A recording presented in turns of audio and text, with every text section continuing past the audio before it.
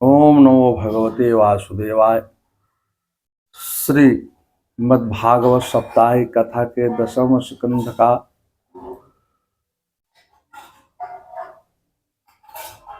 अथ एकोनषष्टितमो अध्याय, 59वां अध्याय, जिसमें भौमासुर का उद्धार और 16,100 राजकन्याओं के साथ भगवान का विवाह।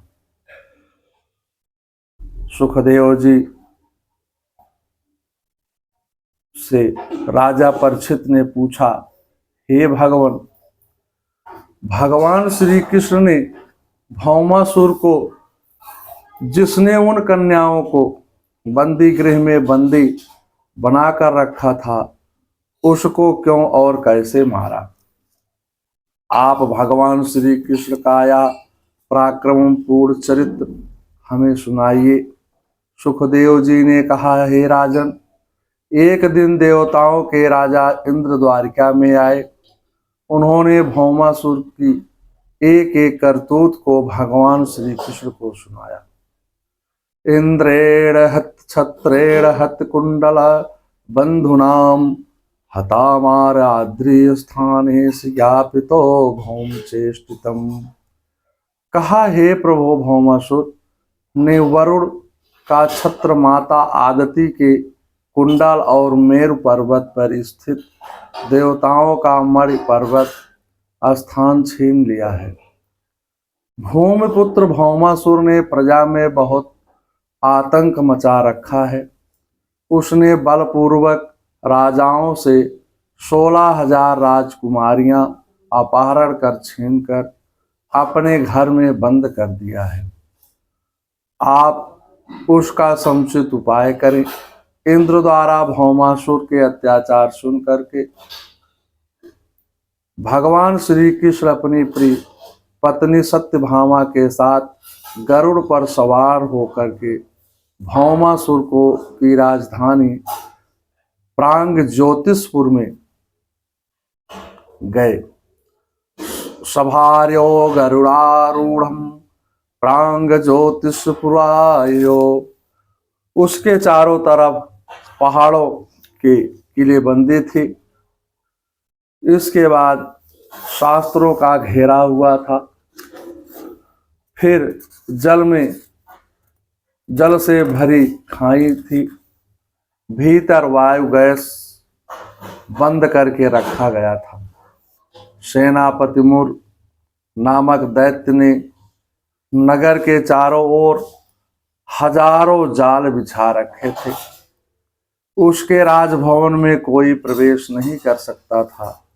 भगवान श्री कृष्ण ने अपनी गदा की चोट से पहाड़ों को तोड़ फोड़ डाला, शास्त्रों को छिन्न भिन्न कर दिया, अग्नि जल वायु के आवरण को तोड़ दिया। शंखनाद से वीर पुरुषों के हृदय विदीर्ण कर दिए।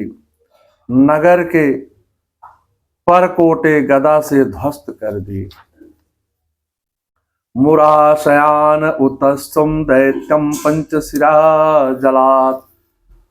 भगवान ने 5 जन संघ की ध्वन सुन करके, भगवान के 5 जन शंख की ध्वन को सुन करके दैत्य की नींद टूट गई।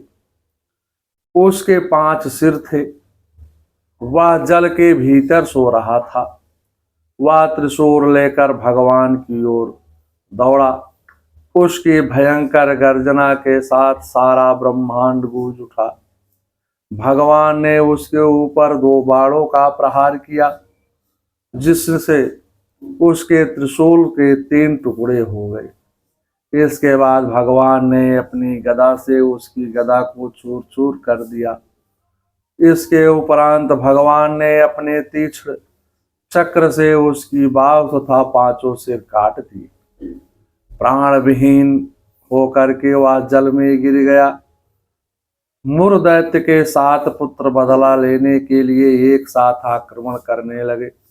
उन 7 का ताम, अंतरिक्ष, श्रवण, विभावस, वश, नभ, स्वान और अरुण को भगवान ने अपनी भयंकर सेना सहित अपने बाणों से क्षण मात्र में तहस नहस कर दिया।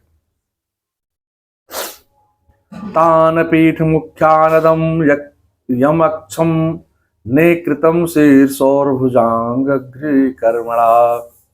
भगवान के शास्त्रास्त्र में सेनापति पीठ और साथी दैत्यों के सिर, जंघा, भुजा, पैर और कमच कट गए। सभी को यमराज के घर पहुंचा दिया। केवल भौमासुर युद्ध के मैदान में भगवान को मारने के लिए त्रिशूल लेकर आ गया, लेकिन भगवान ने उसके त्रिशूल चलाने के पूर्व ही तीक्ष्ण चक्र से भौमासुर का सिर काट दिया। शाकुंडलम चारु किरीटम भूषणम बभो पृथिव्याम पतितम समुज्ज्वलत। उसका सिर कुंडल और सुंदर किरीट के सहित पृथ्वी पर गिर पड़ा। भौमासुर के सगे संबंधी सब हाथ हाय हाय करने लगे। ऋषि लोग साधु साधु कहने लगे। देवता लोग पुष्प वृष्टि करते हुए भगवान की स्तुति करने लगे। अब पृथ्वी भगवान के पास आई। उन्होंने भगवान के गले में वैजयंती के साथ वनमाला पहना दी और आदिति के कुंडल, रत्न जड़ित सुवर्ण, वरुण का छत्र एक साथ ही महामणि को उनको दी। इसके अतिरिक्त देवताओं का क्रीड़ा स्थल मंदरगिरी का शिखर भगवान को अर्पण कर भगवान की स्तुति करने लगी। नमस्ते देव देवेश शंख चक्रम गदाधार भक्तेक्षुम पातरूपाय परमात्मनम नमस्तुते। हे शंख चक्र गदाधारी देव देवेश्वर, मैं आपको नमस्कार करती हूँ। पृथ्वी का प्रणाम करती है। आपकी नाभ से कमल प्रकट हुआ। आप कमल की माला धारण किए हैं। आपके नेत्र के समान हैं। मैं आपको बारंबार नमस्कार करती हूँ। आप ज्ञान वैराग्य के आश्रय हैं। आप कारणों के भी कारण हैं। आप ही जगत के जन्मदाता हैं। यह संपूर्ण चराचर जगत आपके अद्वितीय स्वरूप में भ्रम के कारण ही पृथक प्रतीत हो रहा है। विशेष भाव है।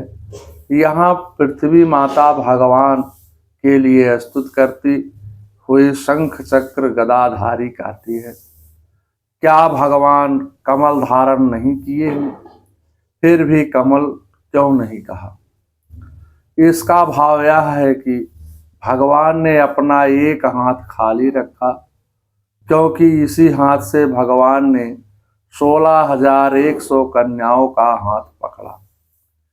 पृथ्वी माता ने स्तुति करने के उपरांत भौमासुर के पुत्र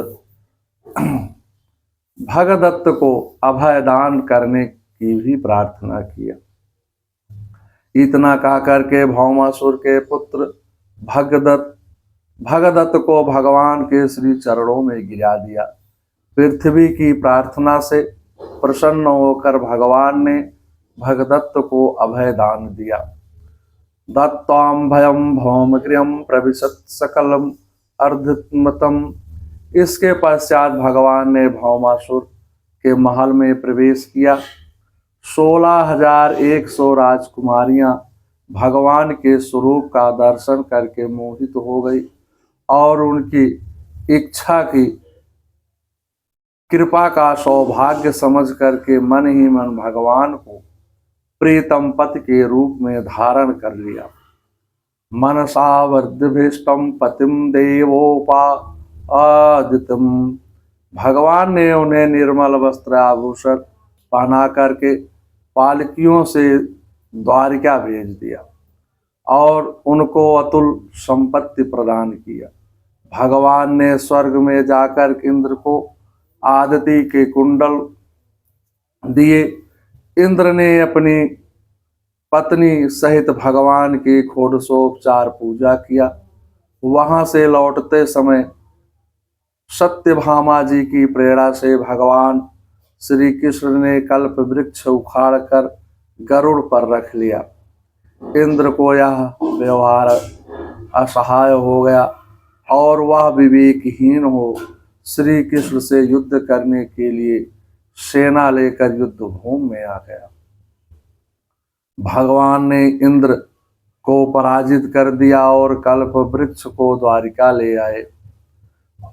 भगवान ने उसे सत्यभामा के महल के बगीचे में लगा दिया। इससे उस बगीचे की शोभा अत्यंत बढ़ गई। एक बार नारद जी ने कल्प वृक्ष का एक पुष्प भगवान को अर्पित किया था। भगवान ने उसे रुक्मणी को दे दिया। इस बात को श्रवण कर सत्यभामा क्रोधित हो गई। इसलिए सत्यभामा की प्रसन्नता के लिए भगवान ने कल्प वृक्ष ही स्वर्ग से लाकर के उनके बगीचे में लगा दिया। अस्थापितम सत्यभामायां गृहोद्योगशोभनः। तदंतर भगवान श्री कृष्ण ने एक ही मुहूर्त में अलग अलग रूप धारण करके एक ही साथ सब राजकुमारियों को शास्त्रोक्त विधि से पाणी ग्रहण किया। भगवान की पत्नियों ने के अलग अलग महलों में दिव्य सामग्रियां भरी हुई थी। भगवान श्री कृष्ण लक्ष्मी की अंश स्वरूपा अपनी पत्नियों के साथ विहार करने लगे। रे मे रतिभम काम संलुप्तम यथा तेरो गही के चरान। भगवान अपनी पत्नियों के साथ गृहस्थ धर्म के अनुसार नृत्य से सुख प्रदान करते थे। उन सभी पत्नियों की सेवा को सैकड़ों दासियां थी। भगवान की परम प्रेयसी पत्नियों राजमहल में दासियों के रहते हुए स्वयं अपने हाथ से सेवा करती थी। श्रेष्ठ आसन पर बैठाती थी, पंखा झलाती थी, पांव दबाती, चंदन लगाती, स्नान कराती, भोजन करा करके अपने हाथों से सेवा करती थी। तात्विक विवेचन, भौमासुर भूम का पुत्र था। भगवान ने जब पृथ्वी के उद्धार के लिए बराह अर्थात शूकर रूप धारण किया था, तब भगवान के भूमि का स्पर्श हो जाने के कारण भौमासुर की उत्पत्ति हो गई थी। पृथ्वी माता के मन में उस समय राक्षसों का डर व्याप्त था। इसलिए भगवान का पुत्र होने पर भी वह असुर हुआ। माता के अनुत्तरदायित्व के कारण नरकासुर को कुसंगति प्राप्त हो गई। को न कुसंगति पाई न साये, रही न नीच मते चतुराई। बाबा तुलसीदास चरितमानस में लिखते हैं, भगवान का बेटा कुसंगत के कारण बिगड़ गया, इसके लिए माता उत्तरदायी है। भूमि ही की बेटी सीता जनक जैसे भक्त के कारण गौरवशालिनी हुई। बेटा भौमासुर को प्रालंबासुर चाणूर राक्षस का साथ मिला।